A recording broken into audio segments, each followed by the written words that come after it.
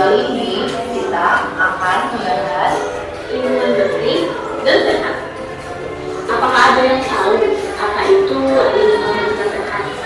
Kira-kira apa ya? Nah, untuk mengetahuinya, nanti setelah ini, let's go! Lingkungan bersih dan sehat adalah lingkungan yang tidak terdapat bau sampah atau kotoran. Lingkungan yang bersih sudah pasti merupakan lingkungan yang sehat. Begitupun sebaliknya. Lingkungan sehat, gambar 1 atau gambar 2? Mana kira-kira? Ya, betul. Gambar 1 menunjukkan adanya lingkungan bersih dan juga sehat. Maka cirinya adalah tidak ada sampah yang berserakan, udaranya bersih dan segar, tanah berkebun, banyaknya tumbuhan hijau, memiliki aroma yang segar atau tidak berbau, memiliki sumber air yang bersih, dan saluran air yang lancar. Kita saksikan tentang lingkungan yang bersih. Lingkungan yang bersih itu lingkungan yang apa? Yang tidak ada sampah, yang bebas dari kerumunan. Ya, sudahkah kelas kalian bersih hari ini? Sudah.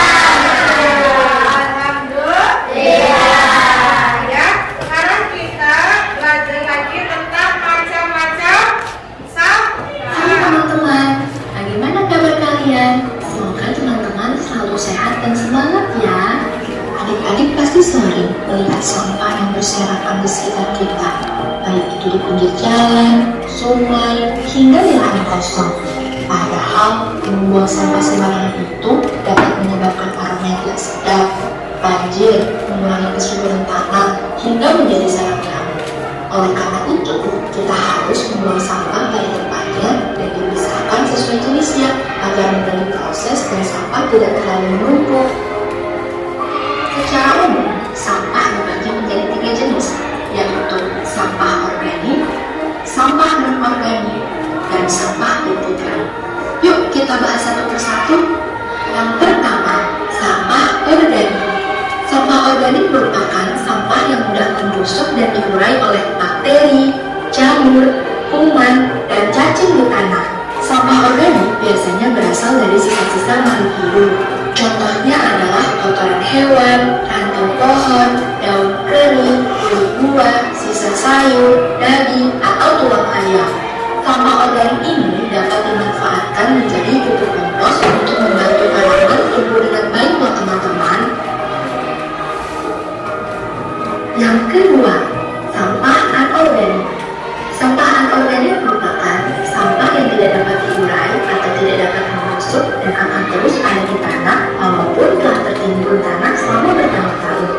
Contohnya adalah botol plastik, kantong plastik, kemasan kaleng, botol kaca, styrofoam, sikat gigi bekas, dan karet ban. Sampah anorganik ini dapat dimanfaatkan menjadi bahan daur ulang seperti tas, botol, lampu gantung, atau celengan. Yang ketiga, sampah B3. B3 adalah singkatan dari bahan berbahaya dan beracun. Mengapa berbahaya ya? Karena umumnya bahan tadi dapat meledak, mudah terbakar, beracun, atau melukai ibu, seperti baterai, cairan pembersih, kaleng aerosol obat nyamuk bakar, oli, aki, seng, dan besi. Sampah B3 dapat didaur ulang namun harus dengan penanganan khusus dari para ahlinya ya. Ada lagi sampah? Ya. Yang pertama? Yang kedua? Tiga? Sampah organik itu sampah yang apa? Sisa makanan, sampah daun, ya. Ya, sampah sayuran biasanya kalau ibu masak tuh, ya. Tasnya itu kalian sisa makanan yang tidak habis itu masuknya ke sampah organik.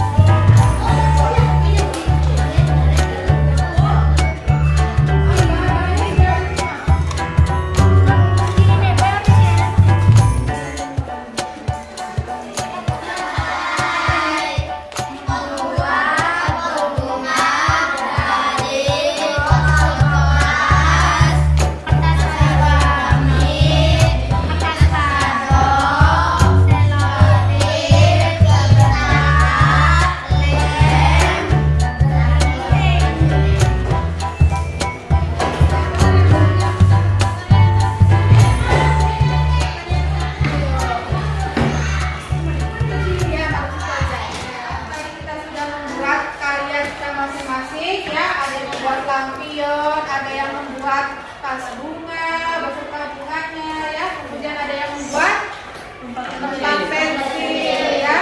Alhamdulillah, dan tadi juga kalian sudah maju satu persatu setiap kelompok untuk mempresentasikan hasil karyanya. Nah, untuk pembelajaran kita pada hari ini, sudahkah kalian mengetahui sampah organik dan anorganik? Ya. Apakah kalian sudah tahu cara membuat proyek dari bahan bekas? Bagaimana yang paling kamu sukai? Bagian mana yang kalian sukai? Tempat pensil. Iya, dari membuat tempat pensil. Kalau perempuan? Ya, membuat bunga, membuat pot bunga dan lampion ya. Nah, kesimpulan pada pembelajaran hari ini, mendaur ulang botol bekas ya yang melimpah di sekitar lingkungan kita dapat kita manfaatkan ya menjadi barang dari barang bekas kita bisa mengubahnya menjadi